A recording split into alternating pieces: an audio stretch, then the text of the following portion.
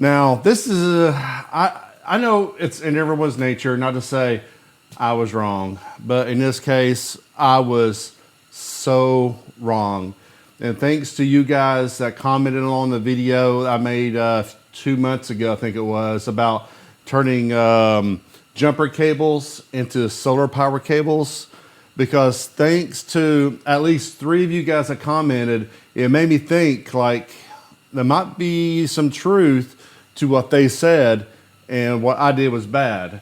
So I went ahead and unlisted the video. That way other people watching the video wouldn't make the same mistake or wouldn't be going down the same road that I was going down by using CCA, copper-clad aluminum jumper cables, 2 gauge, to make the wires for your solar panel setup.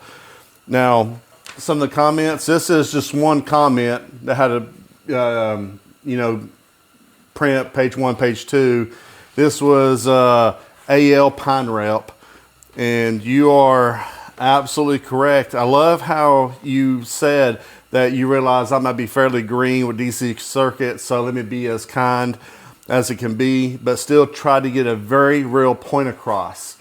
You did that. Once I read your lengthy comments, I realized, or I didn't realize at the time, I was just like, yeah, I might need to listen to these guys. It sounds like they know what they're talking about. Because even he says in here that the CCA, even though it's 2 gauge cable, it's going to have a lot of, or it's going to have more resistance than pure copper. You know, I thought that I was onto some kind of next big thing, like, oh, this is a hack that we all could use. And then other 2 people that commented is James. There's a reason why they're so inexpensive, because they're CCA. If they're 100% copper, they're going to be more money. And you guys are 100% correct on not just on every bit of this. You guys are right. I was wrong. I'm sorry for my mistake. So, reason I said that, use the jumper cables as wires.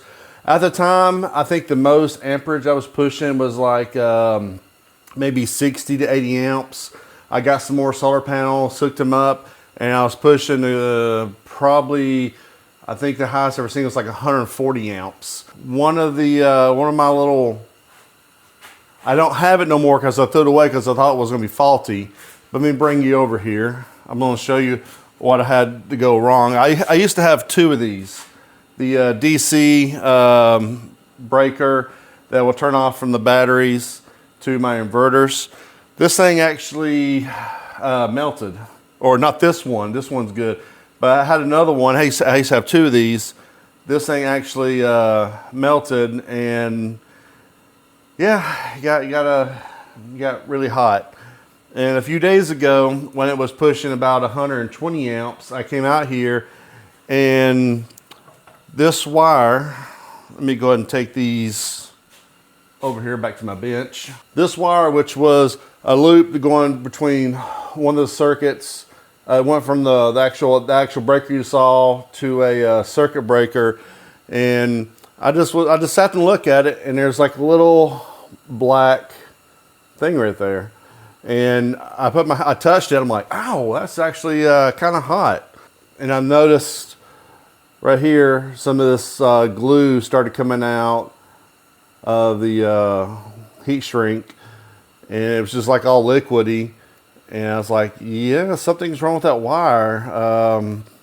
And then further on down, this right here was actually one of the wires going from battery to battery.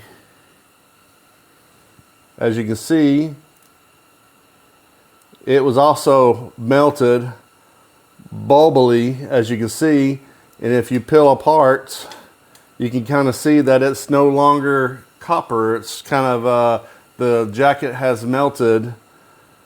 It had such a high resistance that this thing right here is actually failing. This is one of the wires going from battery to battery. So that made me realize that the copper-clad aluminum is no bueno. I end up buying me some 100% copper wire. As you can see, it says two gauge heavy duty welding and battery cable. This is 100% copper, annealed copper. It's a lot more hefty because it's 100% pure copper. Like this thing here was so light, you could just like, it was just so light. This right here is like literally twice, maybe even more than twice the weight of the wire of the jumper cable wires.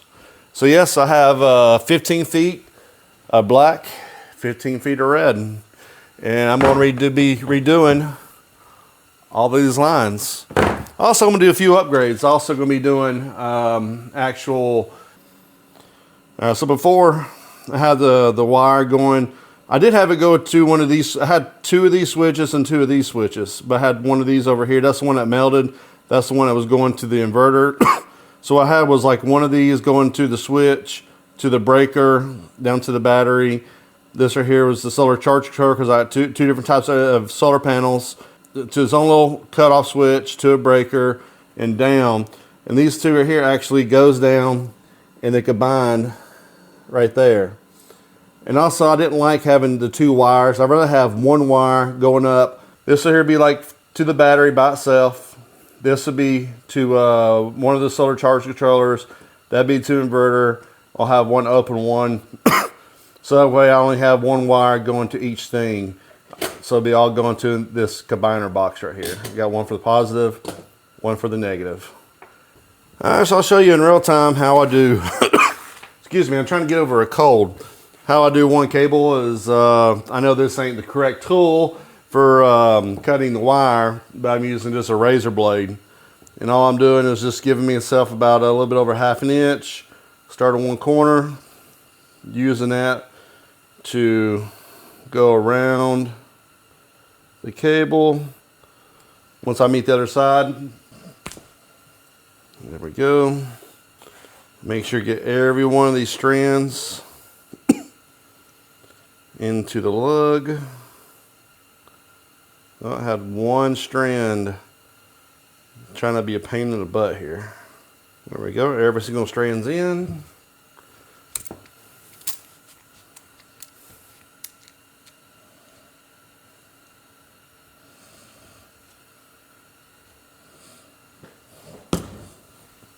One crimp.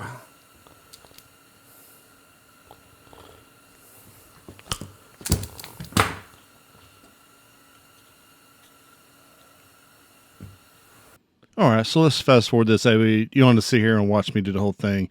Now, I am editing this video a couple, maybe 2 weeks later, so I do sound better because, you know, over my sickness now. Now I'm doing the heat shrink, so just got a heat gun, melting the heat shrink on. And here I'm starting to mark the walls on where to put my holes out for my mounting brackets.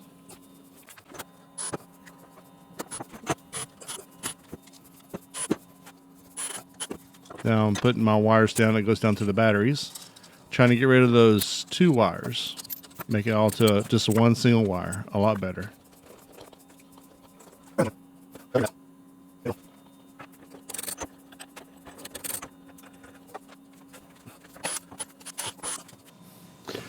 All right, it's been a few more hours. Finally got done. So let me turn the camera around and I'm gonna walk you through the setup here. So let's start with the inverter right here. All right, so I got the inverter. This is the batteries. I'm first gonna follow the red. The red goes over here to a circuit breaker, goes on down here to the bus bar, and from here it goes straight on down. So it's a single wire going down to the battery right there.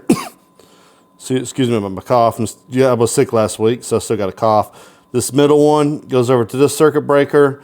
Yeah, the one on this side is the battery end. So battery end, this one here goes to this solar charge controller.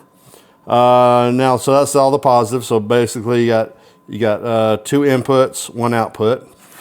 Over here, you got the ground wire comes out of the main inverter, goes over to this one over here. The second one goes over to the solar charge controller.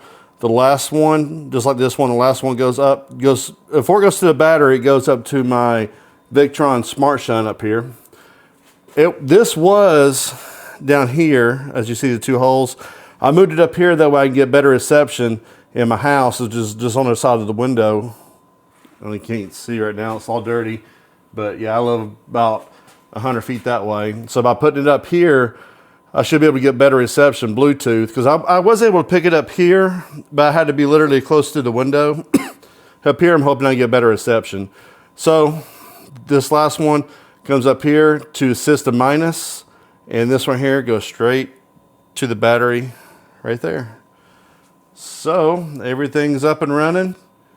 I just got to put the cover back on that one. Oh, someone also commented in one of my comments about the temperature rating. This is the new wire, 2-gauge heavy duty, welding and battery cable, 600 volts, negative 50 Celsius to 105 Celsius. But if you have any other comments, please, please, please leave them below, because I'm learning this stuff as I go. And if it wasn't for you people commenting, yeah, I would have probably had a fire. I've already had I've had one device melt and a couple of melted wires. So luckily I learned from my mistakes, and that's why I'm posting this video, is I'm hoping that you guys can learn from my mistakes. So anyways, I hope you guys have a good day, and talk at you later.